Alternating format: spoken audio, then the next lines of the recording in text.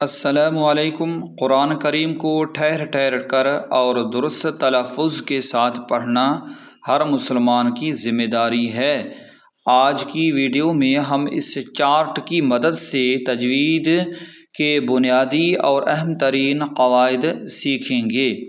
پہلی لائن میں دیکھیں، حروف نرم ہیں اور یہ 3 ہیں: ظ، ذال اور ثا۔ ان کو حروف نرم کہتے ہیں کیونکہ یہ زبان کی نوک کو اوپر کے دانتوں کے کنارے سے لگا کر نرمی سے ادا کیے جاتے ہیں، اور درمیان میں ہیں سیٹی والے حروف، یہ بھی 3 ہیں: صاد، ظ اور سین۔ انہیں ادا کرتے وقت سیٹی جیسی تیز آواز نکلتی ہے۔ میرے ساتھ مشق کریں: صاد، ظ، سین، اس طرح۔ اور آگے ہیں حروف قلقلہ۔ یہ کتنے ہیں؟ 5 ہیں: قاف، طا، ب، جیم اور دال۔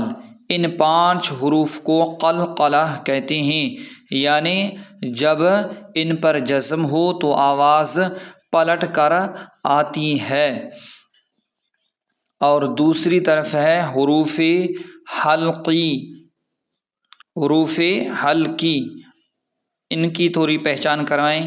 آواز پلٹ کر آتی ہے۔ مثال کے طور پر اگر قاف پر جزم ہو تو اق آواز نکلتی ہے اق، اگر طا پر جزم ہو تو آواز نکلتی ہے اط، اگر با پر جزم ہو تو آواز نکلتی ہے اب، اگر جیم پر جزم ہو تو آواز نکلتی ہے اج، اگر دال پر جزم ہو تو آواز نکلتی ہے اد۔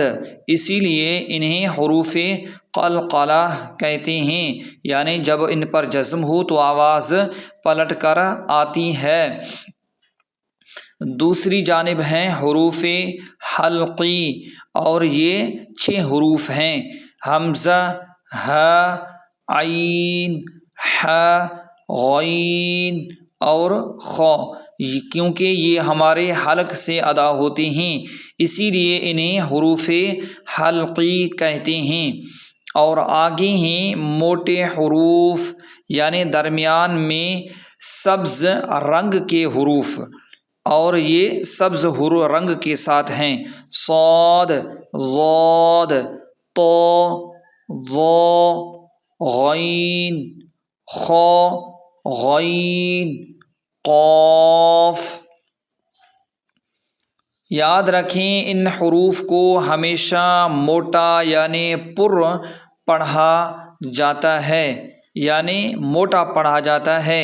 یہ رنگ یاد کریں، یہ گرین رنگ کے ساتھ سبز رنگ کے ساتھ ہیں، ان کو موٹا یعنی پر پڑھا جاتا ہے۔ اور آگے ہیں حروف یرملون۔ یہ 6 حروف ہیں: یا، را، میم، لام، واو، نون۔ یرملون، یعنی یہ ادغام کے قواعد میں استعمال ہوتے ہیں۔ ان کی مشق آگے کریں گے کیونکہ یہ ادغام میں استعمال ہوتے ہیں۔ بہت کردار ہے ان 6 حروفوں کا۔ اور آگے ہیں ہم آواز حروف، اور وہ یہ ہیں، یہ سارے۔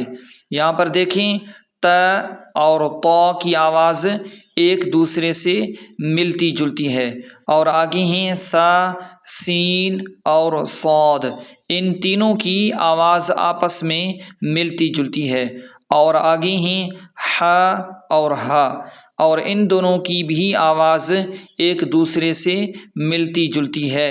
اور آگے ہیں ذال، ذا، ضاد اور ظا۔ ان چاروں کی بھی آواز ایک دوسرے سے ملتی جلتی ہے۔ اور آگے ہیں قاف اور کیف۔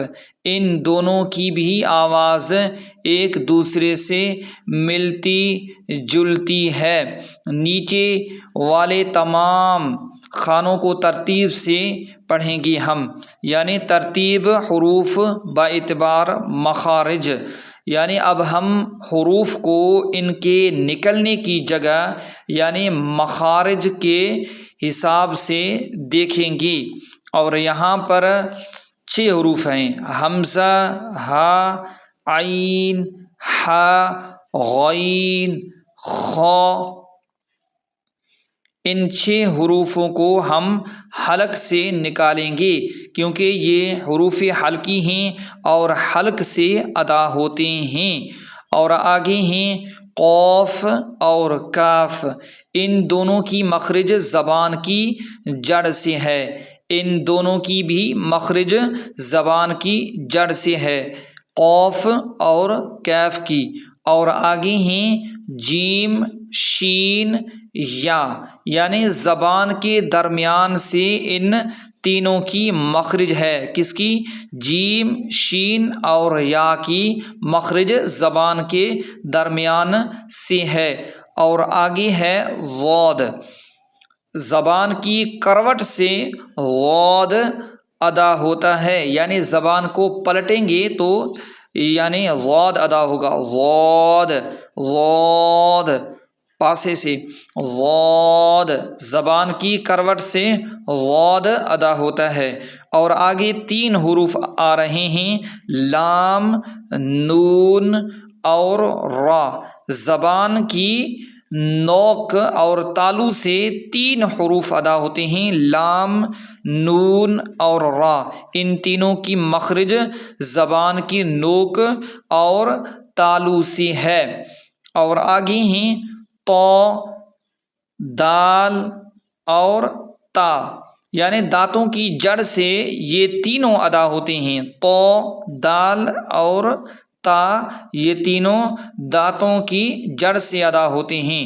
اور آگے ہیں ظا، ذال اور ثا، یہ تینوں بھی دانتوں کے کنارے سے ادا ہوتے ہیں، یعنی دانتوں کے کنارے سے 3 حروف ادا ہوتے ہیں، ظا، ذال اور ثا۔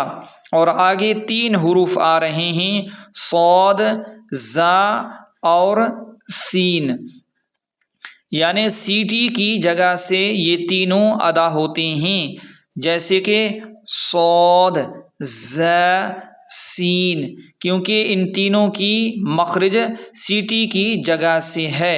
اور آگے 4 حروف اور آ رہے ہیں، فا، با، میم اور واو، یہ چاروں ہونٹوں سے ادا ہوتے ہیں، یہ 4 جو ہے نا آپ دیکھ رہے ہیں، یہ چاروں ہونٹوں سے ادا ہوتے ہیں۔